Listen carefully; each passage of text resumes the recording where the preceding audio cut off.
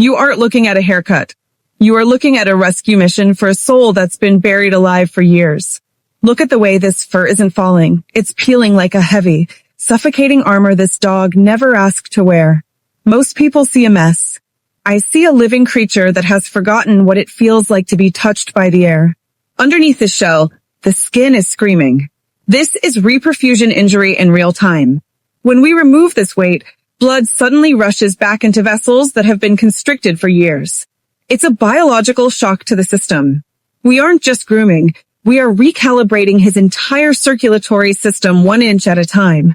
You've just witnessed the first 60 seconds of a second chance at life. Most people scroll past the broken things, but you stayed. You stayed because you know that broken is just a temporary state. If you believe every dog deserves to be seen for who they are beneath the surface, hit that subscribe button. Don't just watch the transformation. Be the reason the next one gets a chance.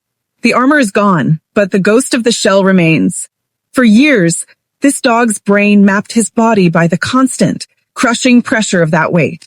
Now that it's on the floor, he feels like he's floating in a void. This is the moment of maximum vulnerability where the physical rescue ends and the psychological reconstruction begins. Look at the inflammation. This is chronic contact dermatitis caused by the total lack of oxygen and the presence of bacteria trapped against the pores for months. We are using a balanced pH solution to restore the acid mantle of his skin. Without this, his largest organ cannot protect him from the environment. We aren't just cleaning him, we are rebooting his immune system. Notice how he flinches at the sound of the water. This is sensory flooding. When you live under a matted shell, your world is muffled and dark. Suddenly, every sound is loud and every touch is sharp. We are watching his neuroplasticity in action. His brain is literally relearning how to interpret the world without the filter of neglect.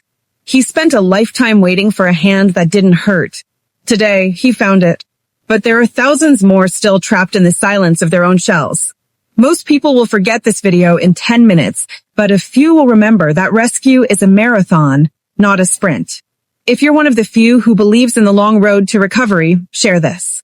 Help us find the others who are still waiting to be unearthed. He has a new coat, but he still has his old fears. For years, he couldn't move freely, so he forgot how to play. Look at the way he watches the groomer's movements. He is looking at life not as a gift, but as a question. He is waiting for permission to be a dog again. If you've ever felt like you lost your spark, watch his eyes. The light is about to come back on. Look at his gait. It's stiff. This is disuse atrophy because that one-piece shell restricted his limbs for so long. His muscles have partially wasted away, and his tendons have shortened. We are beginning passive range of motion, PROM, exercises to tell his nervous system that it's finally safe to stretch. We aren't just healing his skin, we are rebuilding his ability to run. This is the mirror effect. Dogs are social mirrors. By introducing him to a stable environment, we are using social facilitation to show him that humans are no longer a threat. That tiny wag isn't just a movement, it's a breakthrough in his oxytocin production. He is finally choosing connection over isolation. The shell is in the trash, and the fear is in the past. Some minutes ago, he was a prisoner of neglect. Now, he's a masterpiece of resilience. Most people just see a cute dog now, but you know the science and the struggle it took to get here. He is no longer waiting for the next blow. He is waiting for the next chapter. After years of existing as a shadow, he is finally stepping into the light of a permanent home. But for a dog who is buried in a shell of neglect, home isn't just a place. It's the ultimate psychological test of safety. Watch the moment he realizes he never has to leave. We are witnessing the development of secure attachment. In the animal kingdom, trust isn't a gift, it's an investment.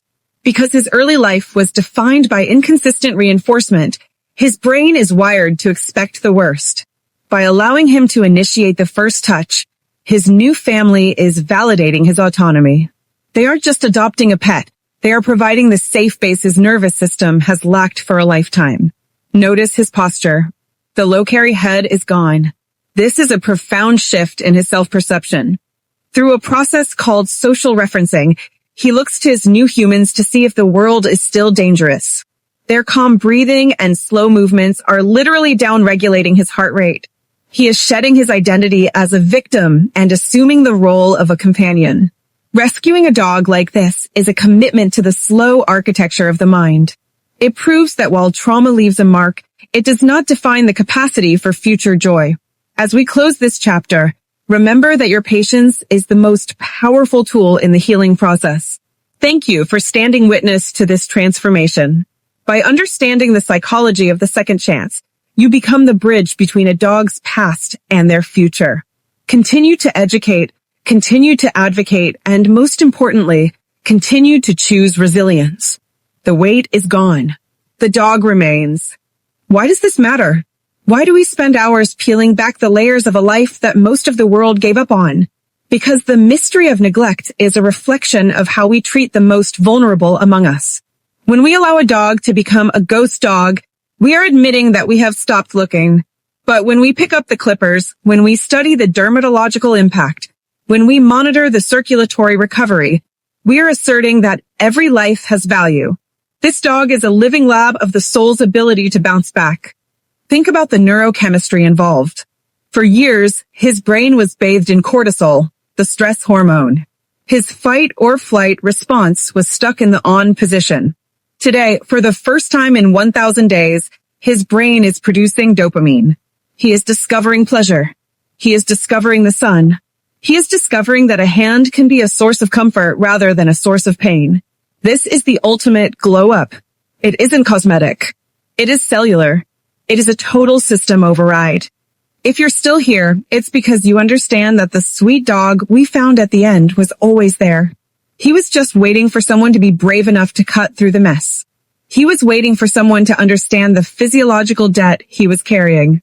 Don't just like this video. Understand the lesson. Resilience isn't something you're born with. It's something that is fostered through safety and care. Big Daddy, or whatever his name will be in his new life, is the teacher today. And we are his students. The armor is in the trash. The mats are gone. But the work of advocacy never stops. For every dog we show you, there are 100 more in silence. They're in backyards. They're in shelters. They're in the house next door. They're waiting for someone to notice the atrophy. They're waiting for someone to recognize the contact dermatitis. They're waiting for you to be their voice. By staying through this journey, you have moved beyond being a viewer. You are now a witness.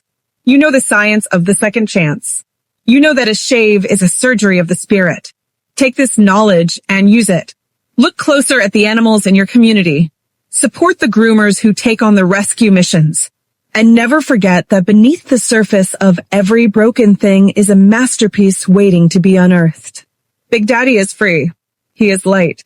He is no longer a prisoner of his own hair. He is a testament to the fact that it is never too late to start over. It is never too late to be seen. It is never too late to be loved. Thank you for choosing to stay. Thank you for choosing to see him. This is the bottom line.